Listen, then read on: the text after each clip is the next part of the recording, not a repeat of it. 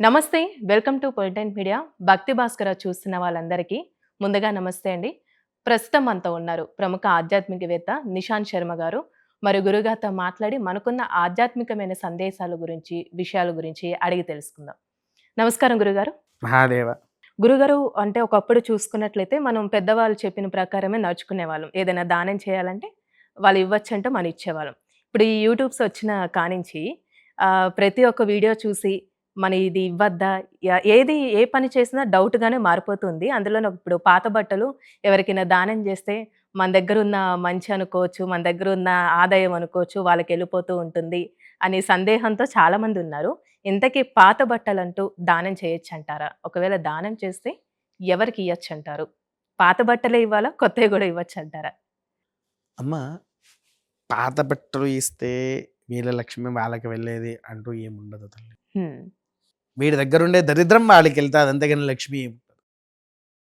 నువ్వనంటే ఒకరు వేసిన చెప్పులు, ఒకరు వేసుకున్న బట్టలు ఇంకొకరు వాడకూడదు.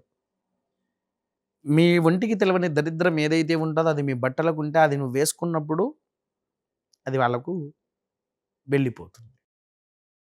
అయితే ఇక్కడ ఒక విషయం ఏంటంటే, దానం చేసే ఆలోచన నీకున్నప్పుడు పాత బట్టలిచ్చే బదులు ఆ మనిషికి కొత్త బట్టలివ్వు. హ్మ్. వాడి జీవితం సుఖమయం అవుతది. కొత్త బట్టలివ్వకుండా ఏదో పాత బట్టలను తీసుకుపోయి వాడికొస్తదా తెలవదు, రాదా తెలవదు వాడికిచ్చేస్తావు. లేదా అంటే దీంట్లో మీరు ఇంకోటి తప్పుగా అనుకున్నట్టు ఇంకో విషయం కూడా చెప్తా తల్లి. పొరపాటున పాత బట్టలు ఎవరికైనా ఇచ్చావు, వాడికి చేతబడి ఎటువంటి ప్రయోగాలు వచ్చిన వాడయ్యుంటాడు. హ్మ్. ఏం చేస్తాడు వాడు వాటితోని?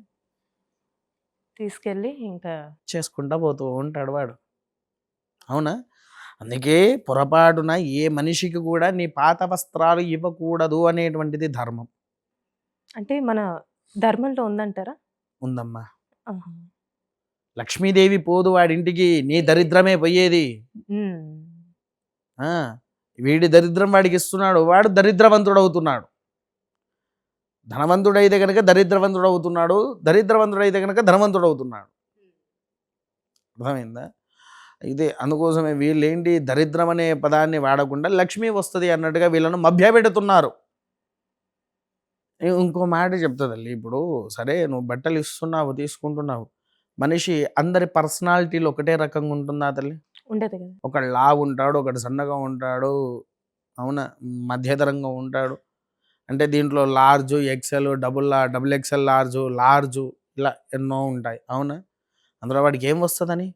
అదే వాడిని తీసుకుపోయి ఒక షాప్‌లో స్వచ్ఛంగా కొత్త బట్టలు ఒక్క జత కొని 100 బట్టలు ఆ పాత బట్టలు ఇచ్చే బదులు ఒక కొత్త బట్టలు నువ్వు వాడికి కొనిస్తే తల్లి, వాడు ఈ పాత బట్టలు ఊరికే వేసుకుంటాడు కానీ నిన్ను గుర్తుపెట్టుకోడు. అదే కొత్త బట్టలు కొనిచ్చుకో జీవితాంతం గుర్తుపెడతాడు వాడు. హ్మ్.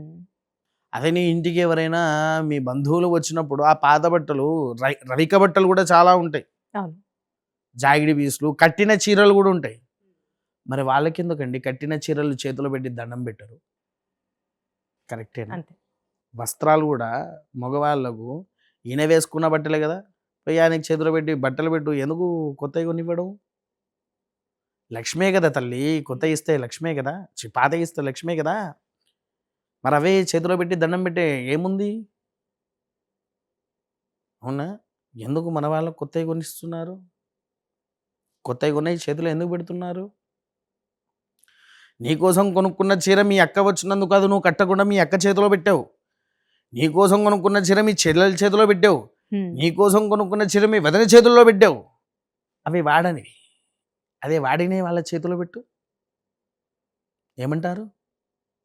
ఇంకా మంచి ఆశీర్వాదం ఇస్తారు. కొత్త బట్టలిస్తే. పాతయి ఇస్తే ఏమంటారు? వాళ్ళు ఒప్పుకోరు గదా! ఎందుకు ఒప్పుకోవట్లేదు? పాతయి ఎందుకు బెడుతున్నావు? మాకు కొత్తయి పెట్టేసి అంటారు గదండీ మాట. అంటే లేనివాడైతే నీ పాత బట్టలు వేసుకుంటాడని వాడికిస్తున్నారా తల్లి? హ్మ్. అంటే వాడొక్క లెక్క, మన వాళ్ళదొక్క లెక్కనా? అందరము ఒకటే, అందరము ఏకమే. నీకు వీలైతే 10 మందికి కాదు, ఒక్కరికైనా బట్టలు కొనివ్వు. ఇప్పుడు మనకెన్నో దసరా పండుగలు అవి ఇవి వస్తూ ఉంటాయి. ఒక్కరికి కొత్త బట్టలు కొనివ్వండి. దానివల్ల ఆ పైనుండే దేవతామూర్తులందరూ సంతోషపడి నీకు కావాల్సిన వరాన్ని ఇస్తారు. దయచేసి పాత బట్టలిచ్చి మనుషుల్ని ఈవెన్ మీకెలా చెప్పాలి అనంటే పరువు అనేటువంటిది తీసేయొద్దు. హ్మ్. ఉన్నవాడైనా, లేనివాడైనా వాడికి లేదురా అని చెప్పేసేసని హీనంగా చూసేటి వాళ్ళు చాలామందున్నారు. అవును. అలాంటి వ్యక్తుల్ని నీలాగా మనిషిలాగా చూసి వాళ్ళని ఒక రకంగా చూడండి. మనిషిలాగా చూడండి. అంతకంటే మించిన మనసు ఇంకొకటుండదు. హ్మ్. ఇది నేను ఖచ్చితంగా చెప్పగలుగుతానమ్మా. అంతకంటే మించి దీని విషయంలో ఇంకెక్కువ కూడా డిస్కస్ చేయలేను. చాలా చక్కగా తెలియజేశారు గురువుగారు. ధన్యవాదాలు.